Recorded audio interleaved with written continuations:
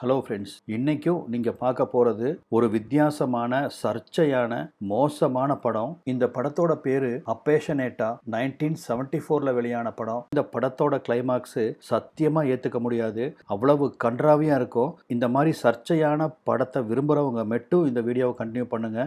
இந்த வீடியோவை ஸ்கிப் பண்ணாம முழுசா பாருங்க. கண்டிப்பா இது உங்களுக்கு பிடிக்கிறதுக்கு நிறைய வாய்ப்பு இருக்கு. இந்த படத்துல எந்த சீன்லலாம் சம்பவங்கள் வருதோ அந்த காட்சிகள் வரும்போது அதை நான் உங்களுக்கு எக்ஸ்பிளைன் பண்றேன். சரி, இந்த படத்தை பார்க்கறதுக்கு முன்னாடி வழக்கமா நான் கேட்டுக்கிறது தான், இந்த வீடியோக்கு ஒரு லைக் கொடுக்க மறக்காதீங்க. உங்க லைக் தான் இந்த மாதிரியான ரேரான மூவிஸ் எல்லாம் எடுத்து எக்ஸ்பிளைன் பண்றதுக்கு எனக்கு மோட்டிவேஷனலா இருக்கும். படத்தோட ஆரம்பத்திலேயே நம்ம ஹீரோ எமிலியோவை காமிக்கிறாங்க. இவர் ஒரு பல் டாக்டர், நடுத்தர வயசை தாண்டினவர்.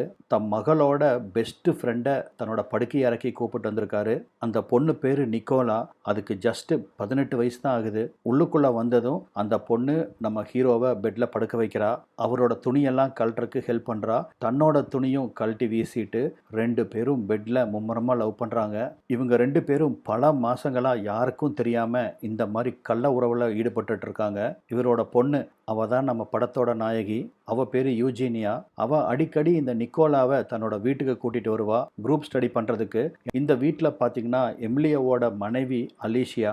அவங்க கொஞ்சம் மனநிலை பாதிக்கப்பட்டவங்க. ஆனால் ஒரு நல்ல பியானிஸ்ட், அருமையாக பியானோ வாசிப்பாங்க. தினம் தினம் அவங்க வீட்டுக்கு வந்து ஒரு வேலைக்காரமாக தான் அலிசியாவை பார்த்துக்கிறாங்க. இன்றைக்கும் அது போல் ஹீரோயினோட வீட்டுக்கு வந்த நிக்கோலா அவங்க அம்மா அலிஷியாவோட நடவடிக்கையெல்லாம் பார்த்து அவங்களுக்கு ஏதாவது உதவி செய்யலாம் அப்படின்ட்டு போகிறா. அவங்க அம்மாவுக்கு தேவையான மாத்திரையெல்லாம் எடுத்து கொடுக்குறா. கைத்தாங்களா அவளும் நம்ம ஹீரோயினும் சேர்ந்து அம்மாவை பெட்ரூமுக்கு கூட்டிகிட்டு போய் படுக்க வைக்கிறாங்க. அப்போ தான் அப்பா எமிலியோ வீட்டுக்கு வராரு. அங்கே வீட்டில் பொண்ணோட ஃப்ரெண்டான அந்த நிக்கோலா பார்க்கறாரு. அந்த பொண்ணு இவரவே பார்த்துட்டு இருக்குது. இன்னைக்கு தான் முதலா நிக்கோலாவை பார்க்கறாரு. பார்த்த முதல் பார்வையிலேயே எமிலியோவுக்கு அந்த பொண்ணை ரொம்ப பிடிச்சு போகுது. நிக்கோலாவுக்கும் எமிலியோவை ரொம்ப பிடிச்ச மாதிரி தான் தெரியுது. ஏன்னா சுத்தி அவரவே அவ பார்த்துட்டு இருக்கிறா. மாடிக்கு வந்த எமிலியோ மனைவியை போய் பார்க்கறாரு. ரெண்டு பேரும் கட்டி பிடிச்சுக்கிறாங்க. அப்பதான் நிக்கோலாவும் நான் கிளம்புறேன் அப்படின்னு சொல்லவும் நம்ம ஹீரோயின் நிக்கோலாவை அனுப்பிச்சு வைக்கிறா. அப்பா கீழே வரவும், நான் உங்களுக்காக ஸ்பெஷலா இன்னைக்கு ஒரு டிஷ் சமைச்சிருக்கேன் டேடி அப்படின்னு சொல்லிட்டு அவ சமைச்சு வச்சு அந்த டிஷ்ஷை கொண்டு வரா. இருங்க டேடி, நானே உங்களுக்கு ஊட்டி விடுறேன் அப்படின்னு சொல்லிட்டு அவர் மடி மேலே உட்காந்து அதை அவருக்கு ஊட்டி விடுறா. இவரும் என்ன பண்றாருன்னு பார்த்தீங்கன்னா கையால் தன் மகளோட தலைமுடியை வருடி கொடுக்குறாரு. மறுநாள் எமிலியோ கிளினிக்ல பிஸியா இருக்காரு. அந்த சமயத்தில் நிக்கோலா அப்பாயின்மெண்ட் எதுவும் இல்லாமல் செக்கப்புக்கு வர்றா. அப்போ அங்கே இருக்கிற அந்த லேடியும் அப்பாயின்மெண்ட் இல்லாமல் டாக்டர் யாரும் பார்க்க மாட்டாரு அப்படின்னு சொல்ல, நான் ஒரு டாக்டரோட ஃப்ரெண்டு நிக்கோலா வந்திருக்கேன்னு போய் சொல்லுங்க அப்படின்னு சொல்கிறா. அந்த அம்மாவை வந்து சொல்லவும் உடனடியாக இவர் நிக்கோலாவை உள்ளே வர சொல்கிறாரு. என்ன பிரச்சனைன்னு நிக்கோலாவை கேட்குறாரு. பல்லு ரொம்ப வலிக்குது, என்னால் எதுவும் சாப்பிட முடியலன்னு சொல்கிறா. சரி, இந்த டேபிளில் படு அப்படின்னு சொல்லி படுக்க வச்சு நிக்கோலாவோட பல்லை தரவாக செக் பண்ணுறாரு. உனக்கு தேவையில்லாத அந்த விஸ்டம் டூத்து தான் இந்த வலியை கொடுக்குது, நம்ம ஒரு அனஸ்தீசியா போட்டு உடனடியாக அந்த பல்லை பிடுங்கிடலாம் அப்படின்னு சொல்லவும், ஊசி அப்படின்னு கேட்ட உடனே நிக்கோலா ரொம்ப பயந்துக்கிறா. சின்ன ஊசினா பயம், நல்லா பெரிய ஊசினா பிடிக்கும் போல இருக்கு. இவரும் சமாதானப்படுத்தி பார்க்குறாரு. இல்லை, எனக்கு ஊசி போடாதீங்க அப்படிங்கிறா. பொறுமா, இப்போதானே வந்திருக்க, கொஞ்ச நேரத்தில் அவரே பெரிய ஊசி போடுவார், கவலைப்படாத, அமைதியாரு. ஆனால் எமிலியோவும் இந்த ஊசி போட்டால் வலிக்காது, நான் இப்போ போடுறேன் பாரு அப்படின்னு சொல்ல, அதுக்கு நிக்கோலா அந்த நர்ஸை வெளியே போக சொல்லுங்க, அவங்க ரூமில் இருந்தால் எனக்கு ரொம்ப டிஸ்டர்ப் ஆகுது அப்படின்னு சொல்லவும் அந்த நர்ஸும் வெளியே போக நம்ம டாக்டர் நிக்கோலாவுக்கு ஊசி போடுறாரு. அந்த ஊசி கிட்டத்தட்ட ஒரு அனஸ்தீசியா தானே, அதனால அவளுக்கு ஒரு மாதிரி கேரா இருக்கு. அப்போ அவள் கண்ணெல்லாம் சொருகிறத பார்த்த டாக்டரு ஏதோ தப்பு நடந்து போச்சு அப்படின்னு அவளை தட்டி எழுப்புறாரு. நல்ல வேளையா அவளுக்கு ஒன்றும் ஆகல. லேசா கண்ணை திறந்து பார்த்தாவ டாக்டரோட முகத்தை கையால வருடி கொடுக்க ஆரம்பிக்கிறா. அது மட்டும் இல்லை, அப்படியே முகத்திலிருந்து அவ கை டிராவல் ஆகி அந்த பைப்பை போய் பிடிக்குது. அந்த டேபிளோட பைப்புன்னு தானே நினைச்சீங்க, அதுதான் இல்லை. அவ்வளோதான், டாக்டர் அப்படியே ஒரு நிமிஷம் செலுத்துக்கிறாரு. ஏன்னா இந்த டாக்டர் மனைவி கூட ஒன்றா இருக்கிறதே இல்லை. ஏன்னா அந்த அம்மாவே ஏற்கனவே எங்கன்ட்டு மண்டையில் கொட்டிட்டு சுற்றிட்டு இருக்குது. அந்த அம்மா எங்கே போய் இவரை திருப்திப்படுத்தும்? அந்த பொண்ணு அங்கே எங்கன்னு இவரை தொட்டு உசுப்பேத்த அவ்வளோதான், அந்த டேபிள்லேயே படுக்க வச்சு அந்த புள்ளைய பொடின்னு பிடிச்சிடுறாரு. எல்லாம் முடிஞ்சதுக்கப்புறம் வழக்கம் போல் நம்ம டாக்டரும் ஐயையோ தப்பு பண்ணிட்டோமே அப்படின்னு ஃபீல் பண்ணுறாரு. ஏன் இதை பண்ணுறதுக்கு முன்னாடி யாரும் ஃபீல் பண்ண மாட்டேங்கிறீங்க? அந்த பொண்ணும் எந்த சலனமும் காமிச்சிக்காம எந்திரிச்சு அவ பாட்டுக்கு கிளம்புறா. டாக்டர் குற்ற உணர்ச்சியோட தலையை குனிஞ்சு நிற்க, கதவு பக்கத்தில் போன நிக்கோலாவும், டாக்டர் நீங்கள் சின்னதாக ஒரு ஊசி வாயில் போட்டிங்கல்ல, அது எனக்கு பிடிக்கல, ஆனால் பெரிய ஊசி ஒன்று போட்டிங்கல்ல ரொம்ப பிடிச்சது, நான் நாளைக்கு வரேன், அப்படின்னு சொல்லிட்டு கிளம்ப, ஏமா ஏமா நீ நாளைக்கெல்லாம் வந்துடாதம்மா, இனிமேல் இந்த கிளினிக் பக்கமே வந்துடாத அப்படின்னு இவரு கத்த, அந்த பொண்ணு அதை கண்டுக்காம போயிருச்சு. அடுத்த பேஷண்ட் உள்ள வந்து படுக்கிறான். இவர் ஜன்னல் வழியா இந்த பொண்ணு கிளினிக்கை விட்டு போகுதான்னு பார்க்கறக்கு எட்டி பார்க்கறாரு. பார்த்தா கீழே இவரோட பொண்ணு வெயிட் பண்ணிட்டு இருந்திருக்கா. இத்தனை நேரம் பொண்ணை கீழே வெயிட் பண்ண வச்சுட்டு அவ ஃப்ரெண்டு கூடவா கூத்தடிச்சோம் அப்படின்னு டாக்டருக்கு ஏக ஷாக்கு. ஒருவேளை நிக்கோலா நம்ம பொண்ணுகிட்ட எல்லாத்தையும் சொல்லிடுவாளோ அப்படின்னு நினைச்சு அவர் பயப்பட ஆரம்பிக்கிறாரு. இங்கே வந்து படுத்திருக்கிற பேஷண்ட்டோ அவன் கதறான், டாக்டர் பல்லு வலி தாங்க முடியல, ஏதாவது ஊசி போடுங்க அப்படின்னு அந்த பேஷண்ட் கதற, ஊசியா நீ வேற, ஏண்டா நான் போட்ட ஊசிக்கு தான் அடுத்தது என்ன பிரச்சனை ஆகுமோன்னு பயந்துட்டு இருக்க, இதுல நீ வேற அப்படின்னு சலிச்சுக்கிறாரு. டாக்டர் வழக்கமா அவர் கிளினிக் போய் முடிச்சுட்டு பக்கத்தில் இருக்கிற பார்க்குக்கு வாக்கிங் போவாரு. அவரும் ஒரு டாக்டர் தான், அவரும் வாக்கிங் வருவாரு. அப்பதான் அந்த ஃப்ரெண்டு ஒரு பெரிய விஷயத்த நம்மளுக்கு ரிவீல் பண்றாரு. அதாவது நம்ம ஹீரோ எமிலியோ போடுற அந்த அனஸ்தீசியா ஊசி இருக்கு இல்லையா, அதுல ஏதோ குறிப்பிட்ட போதை மருந்து கலந்துருக்காமா. அதனால அந்த இன்ஜெக்ஷன் யாருக்கெல்லாம் போடுறாரோ அவங்களுக்கெல்லாம் ஏதோ ஒரு வித்தியாசமான இல்யூஷன்ஸ் ஏற்படும். அவங்களுக்கு தான் என்ன பண்றோம் அப்படின்னே தெரியாம எதேதோ பண்ணுவாங்களாமா. இந்த ஊசியை நம்ம கவர்மெண்ட் தடை பண்ணியும் நீ உன் பேஷண்ட்டுகளுக்கு போடுறது தப்பு எமிலியோ அப்படின்னு அவர் சொல்றாரு. அப்பதான் தெரியுது இந்த பயபுள்ள இந்த மருந்தைத்தான் நிக்கோலாவுக்கு ஊசியா போட்டிருக்கான். அன்னைக்கும் வழக்கம் போல நிக்கோலா நம்ம ஹீரோயினோட வீட்டில் தான் தங்குறா. நைட்டு ஹீரோயின், அவ அம்மா, நிக்கோலா 3 பேரும் டின்னர் சாப்பிட்டு இருக்க சமயத்தில் அம்மா அவளுக்காக ஏதோ ஸ்பெஷல் டிஷ்ஷு செஞ்சுருக்காங்க. ஆனால் நம்ம ஹீரோயின் என்ன சொல்கிறான்னா, ஆல்ரெடி எனக்கு வயிறு ஃபுல்லுமா, என்னால் இன்னைக்கு சாப்பிட முடியாது, நாளைக்கு சாப்பிட்றேன் அப்படின்னு அம்மா சமைச்சதை ரிஜெக்ட் பண்ணுறா. அந்த அம்மா தான் எப்போ அம்பியா இருக்கும் எப்போ அண்ணீனா மாறுன்னு தெரியாது. அதனால் பொண்ணு சொல்கிறத கேட்டு அந்த அம்மா அம்பியா மாறி பயங்கரமாக அழுக ஆரம்பிக்குது. நம்ம ஹீரோயினுக்கு பொதுவாக அவங்க அம்மாவை பிடிக்கவே பிடிக்காது. அப்பா மேலே தான் பாசம் ஜாஸ்தி. அம்மா வேற இந்த மாதிரி இருக்கிறதால அடிக்கடி அவங்க அம்மாவை காரணமே இல்லாமல் திட்டிட்டு இருப்பா.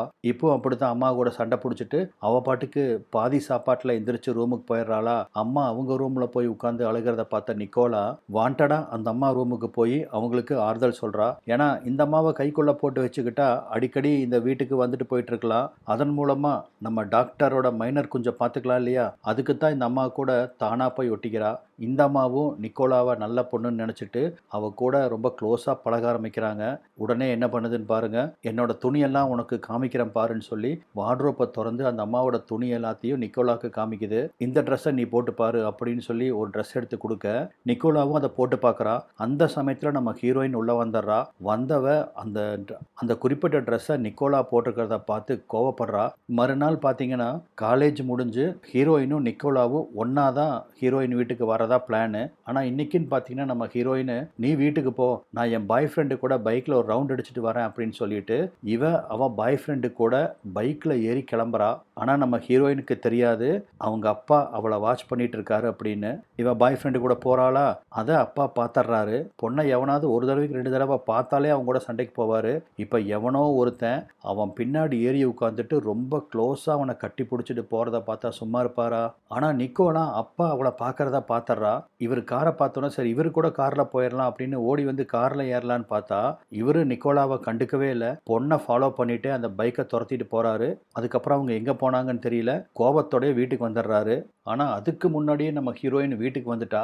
அப்பா வந்தது தெரியாம ஹீரோயின் ஃபோனில் யார் கூடவோ பேசிட்டு இருக்க அந்த சத்தம் இவருக்கு கீழே கேட்குது. உடனே என்ன பண்ணுறாருன்னு பாருங்க, கீழே இருக்கிற இன்டர்காம் எடுத்து அவரு காதில் வைக்கிறாரு. விட்டு கேட்கறக்கு பொண்ணு யாரோ ஒரு பையனை டேட்டிங் பண்ணுறா போல இருக்கு. அவன் கூட பச்சை பச்சையாக பேசுகிறா. அவன் சரியான கேந்தி டிக்கெட் போல் இருக்கு, முளைய கண்டா கஸ்கிடுவான் போல் இருக்கு. அதனால தனக்கு ஏற்பட்ட காயத்தை பற்றி அவங்க கூட டீப்பாக டிஸ்கஸ் பண்ணிட்டு இருக்க அப்பாவுக்கு கோபம் தாங்காம கத்திடுறாரு. இதை கேட்ட ஹீரோயின் அப்பா விட்டு கேட்கறாரு அப்படின்னு புரிஞ்சுக்கிட்டு அவரு தன்னை அடிக்கிறதுக்குள்ள ஓடி போய் ஒளிஞ்சுக்கணும் அப்படின்னு அவ பாத்ரூம்குள்ள நுழைஞ்சு தாள் போட்டுக்கிறா.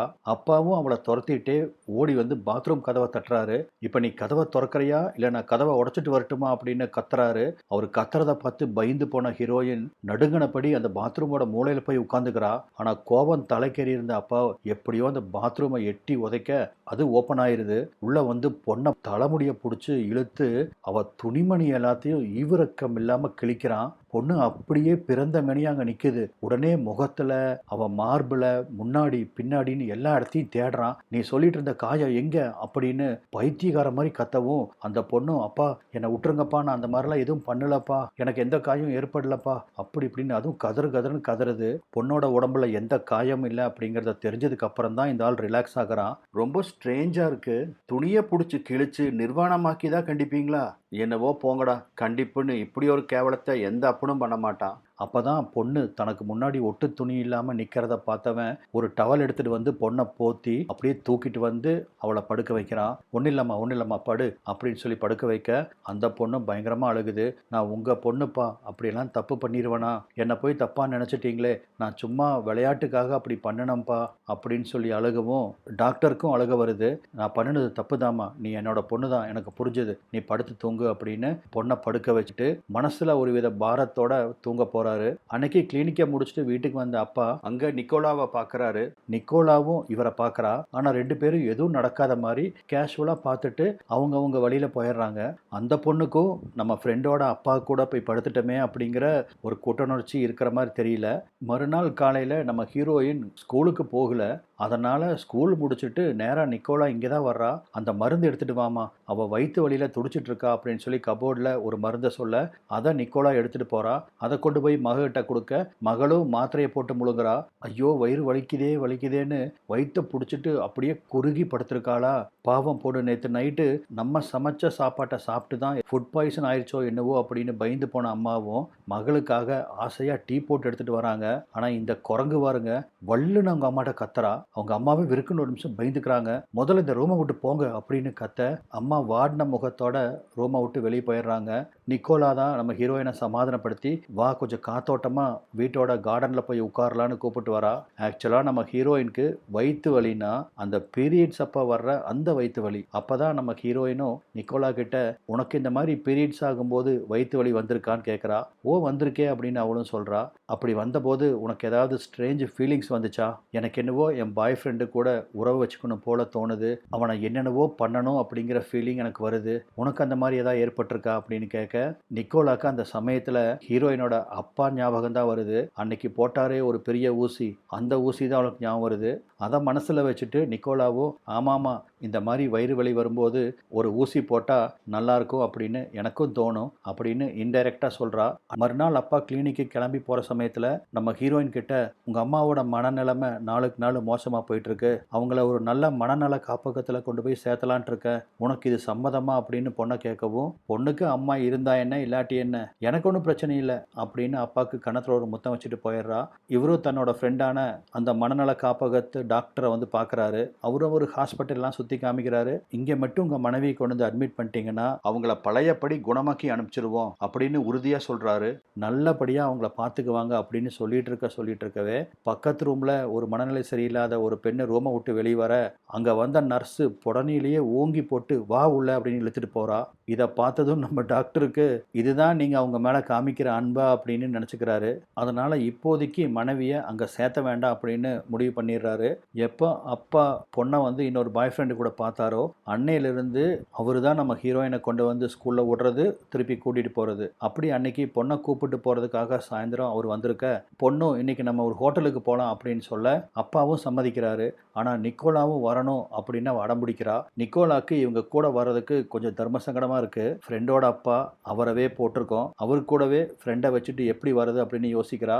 ஆனால் நம்ம ஹீரோயினோ நீ வந்தே ஆகணும் அப்படின்னு சொல்லிட்டு வலுக்கட்டாயமாக அவளை கூப்பிடுறா. கூப்பிட்டதும் இல்லாமல் நீ அப்பா கூட முன்னாடி சீட்டில் உட்காந்துக்க, நான் பின்னாடி உட்காந்துக்கிறேன்னு அவளை முன்னாடி உட்கார வைக்க அப்பாவும் நிக்கோலாவும் அவஸ்தையாக ஒருத்தர் பார்த்துக்கிறாங்க. இப்போ மறுநாள் நிக்கோலா திரும்பவும் கிளினிக்கு வர்றா. இன்னைக்கு அந்த பல்லை எடுத்துடலாம் அப்படின்னு அப்பாவும் இன்ஜெக்ஷன் போடுறாரு.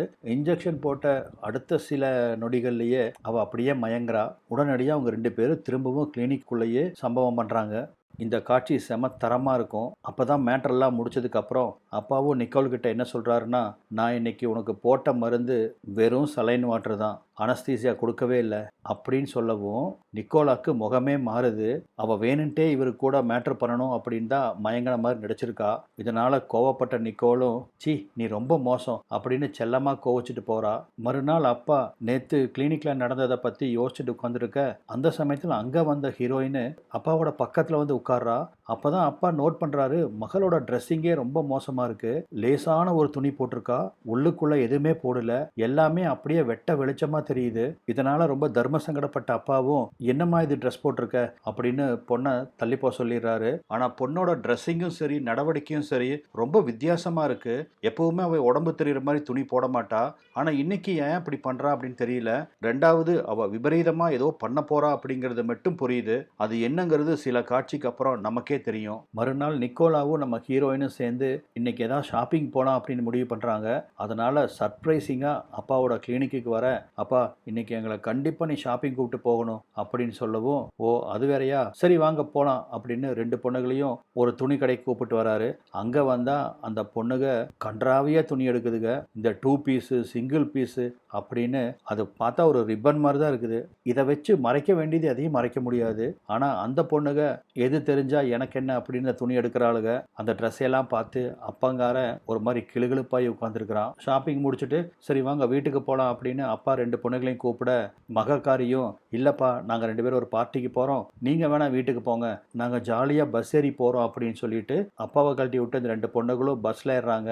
அந்த பஸ்ஸில் பார்த்தீங்கன்னா ஒரு வயசானவன் நிக்கோலாவை தொடக்கூடாத இடத்துலலாம் தொடறான். நிக்கோலாவுக்கு அது ரொம்ப டெம்ப்டிங்காக இருக்குது. ஏன்னா அவளுக்கு வயசான ஆண்கள் அவளை தொடர்றது ரொம்ப பிடிச்சிருக்கு. எல்லாம் நம்ம டாக்டர் கொடுத்த ட்ரைனிங் தான். ஆனால் அதை பார்த்த நம்ம ஹீரோயினுக்கு உன் வயசு என்ன அவ வயசு என்ன, கொஞ்சம் கூட உனக்கு மனசாட்சி இல்லை, உன் பொண்ணு வயசு இருக்கிற ஒருத்திக்கிட்ட போய் இப்படி தப்பாக நடந்துக்கிறியா அப்படின்னு தாம் தூம்னு குதிக்க, என்னம்மா நான் கை வச்ச அந்த பொண்ணே ஒன்றும் பேசாமல் இருக்கா, பக்கத்தில் நிற்கிற நீயாம இப்படி குதிக்கிற அப்படின்ட்டு போகிறான். முதல்ல பஸ்ஸை நிறுத்துங்க நாங்கள் இறங்கி போகிறோம் அப்படின்னு சொல்லிட்டு ரெண்டு பேரும் பஸ்ஸை விட்டு கீழே இறங்கி நடக்கிறாங்க. சே இந்த ஆம்பளைங்க எவ்வளவு மோசம் பாரு, அவனுக்கு வயசானாலும் ஆசை மட்டும் தீர்றதில்லை, பெத்த பொண்ணங்கூட விடமாட்டானுங்க போல இருக்கு, உனக்கு அவன் பொண்ணு வயசு இருக்கும், உங்ககிட்ட தப்பாக நடந்துக்கிறதுக்கு அவனுக்கு எப்படி மனசு வருது அப்படின்னு சொல்லவும் நிக்கோலாவுக்கு அது சுருக்குன்னு குத்துது. ஆனால் உண்மையிலேயே அவள் அந்த கிழவனைத்தான் திட்டினாளா இல்லை இன்டைரக்டாக அவள் அப்பாவை திட்டுறாளான்னு தெரியல. அதுக்கப்புறம் ரெண்டு பொண்ணுகளும் அந்த பார்ட்டிக்கு போய் அங்கே நல்லா டைம் ஸ்பெண்ட் பண்ணுறாங்க. இப்போ அடுத்த சில நாட்களுக்கு அப்புறம் நம்ம ஹீரோயினுக்கு பிறந்த நாள் வருது. அதனால் அவள் ஃப்ரெண்ட்ஸை எல்லாத்தையும் வீட்டுக்கு கூப்பிட்டுருக்கா. அப்போ வந்த ஃப்ரெண்ட்ஸுக்கெல்லாம் சர்ப்ரைஸ் பார்ட்டி கொடுக்கணும் அப்படின்னு நம்ம ஹீரோயின் நினைக்கிறா. ஆனால் அவங்கக்கிட்ட பார்ட்டி ட்ரெஸ் இல்லை. அதனால் என்ன பண்ணுறான்னு பாருங்கள், அந்த வார்ட்ரோப் திறந்து இவளோட ட்ரெஸ்ஸு அவங்க அம்மாவோட ட்ரெஸ்ஸை எல்லாத்தையும் களைச்சி கீழே தூக்கி போடுறா. இதை பார்த்தோன்னே அம்மா பதறாங்க, ஐயோ துணியெல்லாம் கீழே போட்டு நாஸ்தி பண்ணுறாளே அப்படின்னு ரொம்ப படபட பார்க்குறாங்க. ஆனால் நம்ம ஹீரோயின் அதை பற்றி கண்டுக்காம அவள் ஃப்ரெண்ட்ஸுக்கு அந்த ட்ரெஸ் எல்லாம் தூக்கி கொடுக்குறா. அந்த பொண்ணுகளும் அந்த ட்ரெஸ் எல்லாம் போட்டு பயங்கர மேக்கப் எல்லாம் போட்டு அந்த பார்ட்டி கொண்டாட ஆரம்பிக்கிறாங்க. இதை பார்த்து அம்மா ரொம்ப டிப்ரெஷன் ஆகுறாங்க. நிக்கோலா கிட்ட, அங்கே பாருமா நான் எவ்வளோ அழகாக அந்த துணியெல்லாம் அடுக்கி வச்சிருந்தேன், எப்படி ஒரு நிமிஷத்தில் எல்லாத்தையும் களைச்சி தூக்கி வீசுறா பாரு அப்படின்னு சொல்லி அழுகவும் நிக்கோலாவுக்கும் அழுகாச்சு வருது. அழுகாதீங்கம்மா அப்படின்னு சொல்லி அம்மாவை ஆறுதலாக கட்டி பிடிச்சிக்கிறா. அதோட மட்டும் விடாமல் நம்ம ஹீரோயின் அவங்க அம்மாவை இழுத்துட்டு போய், உனக்கு தான் பியானோ நல்லா வாசிக்க தெரியுமில்ல, நீ பியானோ வாசி, நாங்கள் எல்லாம் டான்ஸ் ஆடுறோம் அப்படின்னு மற்ற பொண்ணு கூடலாம் சேர்ந்து டான்ஸ் ஆட நிக்கோலாவையும் கூப்பிடுறா. உனக்கு கொஞ்சம் கூட மனசாட்சி இல்லையாடி, உங்கள் அம்மாவோட நிலைமை தெரிஞ்சுதான் நீ இப்படிலாம் பண்ணுறியா அப்படின்னு நிக்கோலா நம்ம ஹீரோயினை ஃப்ரெண்டுன்னு கூட பார்க்காம கண்டபடி பிடிச்சி திட்டி விட, ஓ நீ அந்தளவுக்கு ஆயிட்டியா, என் வீட்டுக்கே வந்து என்னவே திட்டுறியா அப்படின்னு சொல்லிட்டு அவளை கையை பிடிச்சி தரதரம் இழுத்துட்டு போய் அவள் ரூமுக்குள்ளே போட்டு கதவை சாத்திட்டு வந்துடுறா. அந்த இருட்டு ரூமுக்குள்ளே பயந்து போன நிக்கோலா அந்த பெட்டில் படுத்து அழுக ஆரம்பிக்கிறா. அப்போ தான் வேலையை முடிச்சுட்டு அப்பாவும் வர, பார்ட்டியில் நிக்கோலாவை காணோம், இவ இல்லாமல் பார்ட்டி இருக்காதே அப்படின்னு நினச்சவர் நிக்கோலா எங்கே அப்படின்னு தேடி பார்க்கறதுக்காக மேலே வந்து ஒவ்வொரு ரூமாக ஓப்பன் பண்ணுறாரு. அப்போ தான் தன் பொண்ணோட ரூமை ஓப்பன் பண்ணும்போது நிக்கோலா பெட்டில் படுத்து அழுதுட்டு இருக்கிறத பார்க்குறாரு. என்ன இங்கே படுத்து அழுதுட்டு இருக்க அப்படின்னு அந்த பொண்ணை போய் கேட்கவும் அவளும் அவர் பொண்ணு பண்ணின அட்ராசிட்டி எல்லாத்தையும் சொல்லி அழுகிறா. அப்பாவும் நிக்கோலாவை சமாதானப்படுத்துறாரு. அப்புறம் என்ன சமாதானப்படுத்தி முடிச்சோடனே ரெண்டு பேரும் பாக்ஸிங் ஆரம்பிக்கிறாங்க. நல்லபடியாக பாக்ஸிங் எல்லாம் முடிஞ்சுதா. இப்போ மறுநாள் இங்கே ஸ்கூலில் நிஜமாலே ஒரு பாக்ஸிங் போட்டி நடக்குது. ரெண்டு பேரும் எதிரெதிர் அணி. அப்போ இவங்க ரெண்டு பேரும் சண்டை பிடிக்க வேண்டிய சூழ்நிலை வர நம்ம ஹீரோயின் நிக்கோலாவை கண்ணு மண்ணு தெரியாமல் அடித்து கீழே தள்ளுறா. ஒரு ஃப்ரெண்டுன்னு கூட பார்க்காம இவ்வளவு கொடூரமாக நடந்துக்கிறியே அப்படின்னு நிக்கோலா அவளை பார்த்து கண்ணீர் விட, உன்னை ஃப்ரெண்டுன்னு நினச்சி தான் வீட்டில் விட்டேன், ஆனால் அது எவ்வளவு தப்புன்னு எனக்கு இப்போ தான் புரியுது அப்படின்னு அவன் மனசுக்குள்ளே சொல்லிக்கிறா. அப்படின்னா தன்னோட தன்னோட அப்பாவுக்கும் நிக்கோலாக்கும் இருக்கிற அந்த அந்த கள்ள உறவு இவளுக்கு தெரிஞ்சு போச்சு. அதனால தான் நம்ம ஹீரோயின் சில நாட்களாகவே வித்தியாசமாக நடந்துக்கிறா. ஹீரோயினுக்கு தன்னோட விஷயமெல்லாம் தெரிஞ்சு போச்சு அப்படின்னு நிக்கோலாவுக்கும் இப்போ புரியுது. 2 பேரும் உட்காந்து பேச ஆரம்பிக்கிறாங்க. என்ன பேசிக்கிறாங்கன்னு காமிக்கல. பட் அடுத்த காட்சியிலே பார்த்தீங்கன்னா நம்ம ஹீரோயின் அவங்க அப்பா கிட்ட ஒரு முக்கியமான விஷயம் பேசணும்ப்பா அப்படின்னு கிளினிக் கிளம்புனவரை நிறுத்துறா. என்னம்மா விஷயம் அப்படின்னு அவரும் கேட்க, என் ஃப்ரெண்டோட ஃப்ரெண்டு ஒருத்தி அவள் பாய் ஃப்ரெண்டு கூட அப்படி இப்படின்னு இருந்ததில் அவள் உண்டாயிட்டா. ஆனால் இப்போ அது வேண்டான்னு நினைக்கிறா. என்னப்பா பண்ணுறது அப்படின்னு கேட்குறா. இதை கேட்டு அவங்க அப்பாவுக்கு பக்குன்னு ஆகுது. ஒருவேளை நிக்கோலா ஏதாவது உண்டாயிருக்காளோ, அவளைத்தான் நம்ம பொண்ணு இப்படி சொல்கிறாரோ அப்படின்னு அவருக்கு பயம். ஆனாலும் அந்த பயத்தை காமிச்சிக்காம 10 நாளுக்குள்ளேன்னா அதை கலைச்சிடலாம், அதுக்கு மேலே போச்சுன்னா கொஞ்சம் கஷ்டம்தான். ஓ அப்படியா அப்படின்னு கேட்ட நம்ம ஹீரோயினும் கிளம்பும்போது அப்பா கிட்ட, நீங்கள் சொன்னதை என் ஃப்ரெண்டோட ஃப்ரெண்டுக்கிட்ட மறக்காமல் சொல்லிடுறேன்ப்பா அப்படின்னு சொல்லிட்டு போகிறா. இதனால் அப்பா இன்னும் டென்ஷன் ஆகுறாரு. ரொம்ப குழப்பத்தோடையே கிளினிக்கு வராரு. அவரால் எந்த பேஷண்ட்டையும் சரிவர கவனிக்க முடியல. அந்த சமயத்தில் நம்ம ஹீரோயின் அவருக்கு ஃபோன் பண்ணுறா. அப்பா, நம்ம நாய் திரும்பவும் சங்கிலியை பிச்சுட்டு ரோட்டுக்கு ஓடிடுச்சு. ஆனால் இந்த தடவை கார்பரேஷன்காரங்க பிடிச்சிட்டு போயிட்டாங்க. உடனடியாக வாங்க, அந்த நாய் இல்லைன்னா அம்மா ரொம்ப அப்செட் ஆயிடுவாங்க அப்படின்னு சொல்ல, இவரும் உடனடியாக கிளம்பி அந்த கார்பரேஷன் இதுக்கு வராரு. வந்து இது எங்கள் நாய் தான் அப்படின்னு சொல்லி அதுக்கான ப்ரூஃப் எல்லாம் காமிச்சு அந்த நாயை அவங்க கிட்ட இருந்து மீட்டு பொண்ணுகிட்ட ஒப்படைக்கிறாரு. அந்த சமயத்தில் தான் நிக்கோலா கூட இருக்க, இதுதான் சரியான தருணம்னு சொல்லிட்டு நிக்கோலா கிட்ட, நீ ஏதாவது தள்ளி போயிருக்கியா அப்படின்னு கேட்குறாரு. அதுக்கு சிரிச்ச நிக்கோலாவும், கவலைப்படாதீங்க டாக்டர் சார், உங்கள் பொண்ணுக்கு தம்பியோ தங்கச்சியோ இப்போதைக்கு கிடைக்கிறதுக்கு வாய்ப்பில்லை அப்படின்னு சொல்லி சிரிக்கிறா. அதாவது இவங்க அப்பா கூட அவள் ஒன்றா இருந்தானா இவளுக்கு பிறக்கிற குழந்தை இவ ஃப்ரெண்டுக்கு தம்பியோ தங்கச்சியோ தானே. ஸோ இவ உண்டாகலை அப்படிங்கிறத அவங்க அப்பா கிட்ட சொல்ல, காலையிலிருந்து மன உளைச்சலில் இருந்த அப்பாவும் இதை கேட்ட உடனே சந்தோஷப்பட்டு நிக்கோலாவை அங்கேயே கட்டி பிடிச்சி முத்தமாக கொடுக்குறாரு. ஆனால் அவங்க துரதிர்ஷ்டம் பாருங்க, இந்த காட்சியை நம்ம ஹீரோயின் பார்த்துடுறா. உடனடியாக அங்கிருந்து நகர்ந்து போயிடுறா. இத்தனை நாள் அரசல் புரசலாக தான் நம்ம ஹீரோயினுக்கு அப்பாவுக்கும் நம்ம ஃப்ரெண்டுக்கும் ஏதோ இருக்குமோ அப்படின்னு நினச்சிட்டு இருந்தா. ஆனால் இன்னைக்கு கண் கூட பார்த்துட்டாளா. அதனால் அவள் பயங்கர அப்செட் ஆயிடுறா. அவங்க அப்பாவை பழி வாங்கணுங்கிறதுக்காக தன்னோட நகத்தை வச்சே அவள் உடம்பு ஃபுல்லாக கீறிக்கிறா. அதாவது அவள் பாய் ஃப்ரெண்டு இவ்வளோ கீறின மாதிரி. அதோட மட்டும் இல்லாமல் ஃபோனில் அவள் பாய் ஃப்ரெண்டு கூட பேசுகிற மாதிரி, அப்பாவுக்கு காது கேட்குற மாதிரியே பச்சை பச்சையாக அவங்க கூட பேச ஆரம்பிக்கிறா. அப்பாவும், என்னம்மா யார் கூட பேசிகிட்டு இருக்க அப்படின்னு கேட்கவும், என் பாய் ஃப்ரெண்டு கூட தான்ப்பா பேசிகிட்டு இருக்கேன், அவன் நிறையா குறும்பு பண்ணுறான் இப்போல்லாம், அதை பற்றி தான் அவங்க கூட பேசிகிட்டு இருக்கேன் அப்படின்னு சொல்லவும், அவங்க அப்பா இதை கேட்டு ரொம்ப ஷாக் ஆகுறாரு. என்னது, நம்ம பொண்ணு இப்படியெல்லாம் பேச மாட்டாளே, இப்போ என்ன இப்படி பேசுகிறா அப்படின்னு. ஆனால் ஆக்சுவலாக நம்ம ஹீரோயினுக்கு தன்னோட அப்பாவை ஃப்ரெண்டு கூட கள்ள உறவில் இருக்கலாம், நான் மட்டும் யோக்கியமாக இருக்கணுமா அப்படின்னு யோசிச்சு தான் இந்த மாதிரி தன்னைத்தானே கிரிக்கிறா. அதோட மட்டும் இல்லை, அப்பா வந்து பக்கத்தில் உட்கார, என்னம்மா கழுத்துக்கு ஸ்கார்ஃபெல்லாம் போட்டிருக்க அப்படின்னு கேட்குறாரு. ஏன்னா அவள் கழுத்துலலாம் இவன் நகத்தை வச்சு கிரி வச்சிருப்பாளா. அப்போ அவளும், இங்கே பாருங்கப்பா எவ்வளவு காயம் அப்படின்னு சொல்லிட்டு அந்த ஸ்கார்ஃபை கழட்டி அப்பா கையில் கொடுத்துட்டு கழுத்தை காமிக்கிறா. அப்பாவும் அதை பார்க்குறாரு.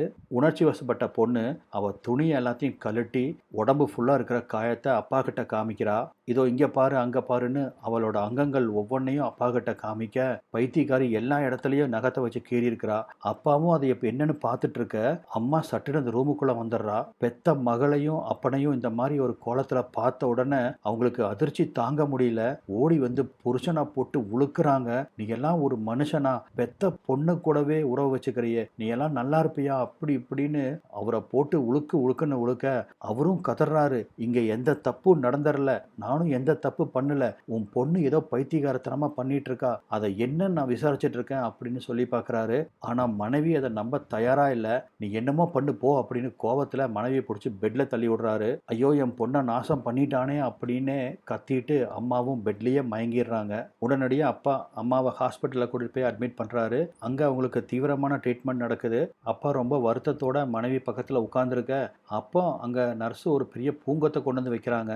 இது யார் கொடுத்து அனுப்பிச்சது அப்படின்னு அப்பா கேட்கவும், இப்போதான் நிக்கோலான்னு ஒரு பொண்ணு கொடுத்துட்டு போறா அப்படின்னு அவ சொல்லவும், நிக்கோலா இங்கே வந்திருக்கா அப்படின்னு தெரிஞ்ச உடனே அப்பா அங்கிருந்து அடிச்சு பிடிச்சிட்டு கீழே வந்து பார்க்குறாரு. நிக்கோலா இல்லை. கார் எடுத்துட்டு இந்த வழியாக தான் போயிருப்பா அப்படின்னு ஒரு கஸ்ஸிங்கில் காரை ஓட்டிட்டு வராரு. அவர் நினைச்சபடியே நிக்கோலா அங்கே போயிட்டு இருக்கா. காரை நிறுத்தி அவளை காருக்குள்ளே ஏற சொல்றாரு. அவளும் காரில் ஏறி உட்கார, நிக்கோலாவை வீட்டுக்கு கூட்டிட்டு வந்த டாக்டரும் தன் மனைவியோட துணிமணி எல்லாம் சூட்கேஸில் பேக் பண்ணுறாரு. ஏன்னா ஹாஸ்பிட்டலில் அவங்களுக்கு மாற்றிக்க துணி வேணும் இல்லையா, அதுக்காக. அந்த சமயத்தில் தான் நிக்கோலாவும் டாக்டர் ரொம்ப டென்ஷனாக இருக்கிறத பார்த்து, நீங்கள் கொஞ்ச நேரம் ரெஸ்ட் ரெஸ்ட் எடுங்க அப்படின்னு சொல்லிட்டு அவர் டையெல்லாம் கழட்டி விட்டு ஷர்ட் பட்டன்லாம் கழட்டி விட்டு அவருக்கு இந்த டென்ஷன் குறையறதுக்காக மாத்திரையெல்லாம் கொடுக்குறா. அப்போ தான் என்ன பண்ணுறான்னு பாருங்க, நிக்கோலா அவரோட துணி எல்லாத்தையும் கழட்டுறா. தன்னோட துணியும் கழட்டி அவரு கூட திரும்பவும் உறவு வச்சுக்க ஆரம்பிக்கிறா. இங்கே இவங்க 2 பேரும் இப்படி பாம்பு மாதிரி பின்னி பிணைஞ்சு கிடக்குறாங்களா. அங்கே ஹாஸ்பிட்டலில் நம்ம ஹீரோயினோட அம்மா பரிதாபமாக உயிரிழந்துடுறாங்க.